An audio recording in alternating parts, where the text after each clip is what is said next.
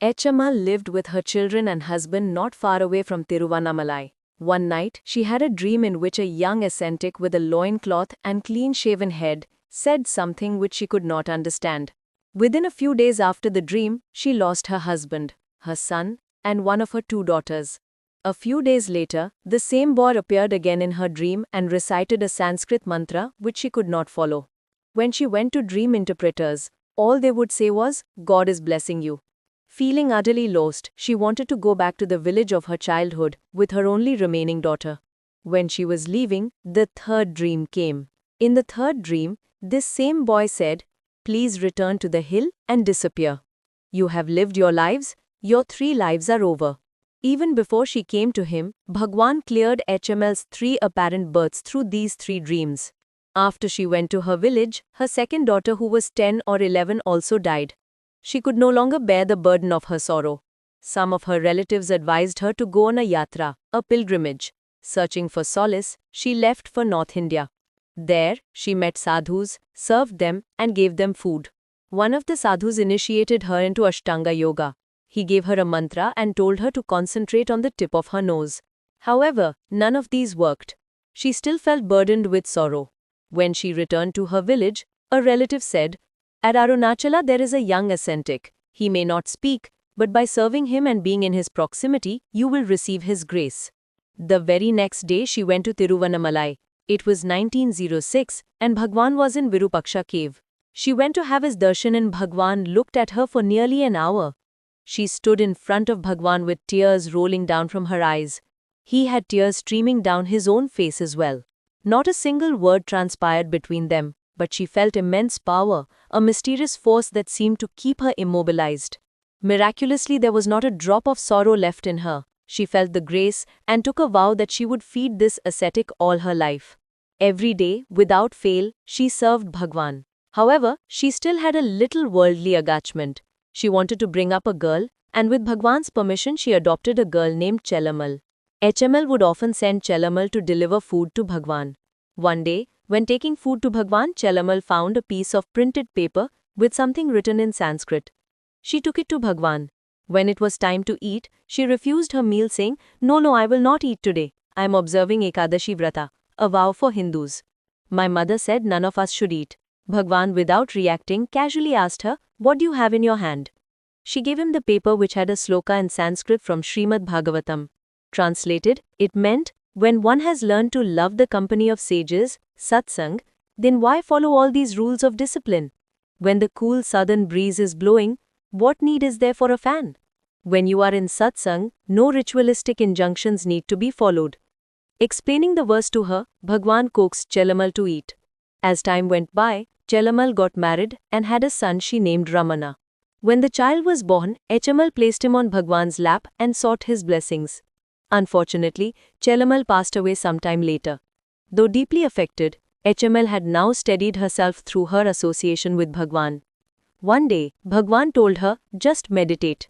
She was following the meditation of Ashtanga Yoga and told Bhagwan, when I meditate I see lights. In response, Bhagwan gave her these instructions. The objective lights that you see are not your real goal. You should aim at realizing yourself and nothing short of it. From that day on, HML started taking to self-inquiry and meditating under Bhagwan's guidance. Nevertheless, her vasanas were difficult to renounce. Once, she took a vow to pluck 100,000 leaves from a bilwa tree and offer them to Bhagwan's picture. Able to pluck only 50,000 leaves, she complained to Bhagwan, I wanted to complete this ritual but I could only manage to find 50,000 leaves. Bhagwan asked, Did you try all the trees? Yes, Bhagwan, I tried all the trees but I could pluck only 50,000 leaves. Bhagwan's face changed. Then why don't you pinch your body and offer that instead? HML thought Bhagwan was joking. She said, How can I pinch my own body? It will hurt. Bhagwan then turned to her, You are plucking leaves from the tree. Will it not hurt the tree? She replied, How could I know that?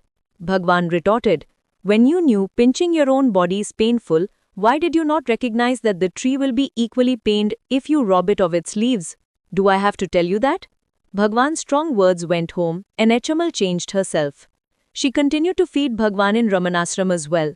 One day when HML brought food for Bhagwan, she was informed that her services were not needed anymore. Feeling deeply disappointed, she said, Bhagwan, I have grown grey. I have given everything of mine to serve you. Is this the reward I get? Like Arunachal, have you too turned into stone? What can I do but go back? Saying this, she went back to her home. Back at the ashram, they rang the bell for lunch. Bhagwan was on the sofa, as usual. Everyone waited for him to get up and go to the dining hall. 5 minutes, 10 minutes, 15 minutes. But he did not get up for lunch. Bhagwan sat smiling, and then one of the intelligent attendants understood. He informed the office and they rushed to HML, begging her to forgive them. When she refused to come with them, they pleaded that without her Bhagwan would not eat. Hearing this made her rush back to Bhagwan immediately. Another day, HML sent food for Bhagwan through someone else as she was unable to go herself. It was kept in the kitchen and they forgot to serve it to Bhagwan. In the dining hall, it was the custom to serve everyone first and Bhagwan last. Then, Bhagwan would nod his head and the others would begin eating. As usual, everyone was served, including Bhagwan. Bhagwan kept sitting quietly. As he did not give the customary nod, the intelligent attendant asked the cooks, "Have you served HML's food?" They said, "No, we forgot." Only after HML's food was served did Bhagwan begin to eat. Towards the end of her life, HML was unconscious for 2 days. The first day when she was struggling to breathe, Bhagwan sat for 5 hours like a rock on his sofa, deep in samadhi. Many remarked that they had never seen Bhagwan sit like that. Later on, they came to know that at that time HML was struggling. According to the doctors, she went into coma after that. No doubt, she was already absorbed into inner felicity by the grace of Bhagwan. The next day, when she was to drop the body, some women around her wanted to test her. In a loud voice, one of them said, "It appears that food has not reached Bhagwan." Suddenly, HML opened her eyes wide. She could not speak, but with the expression of her eyes asked, "What happened?" They replied, No, we were joking. The food has already gone to Bhagwan." Hearing this, she closed her eyes and dropped her body with a peaceful smile.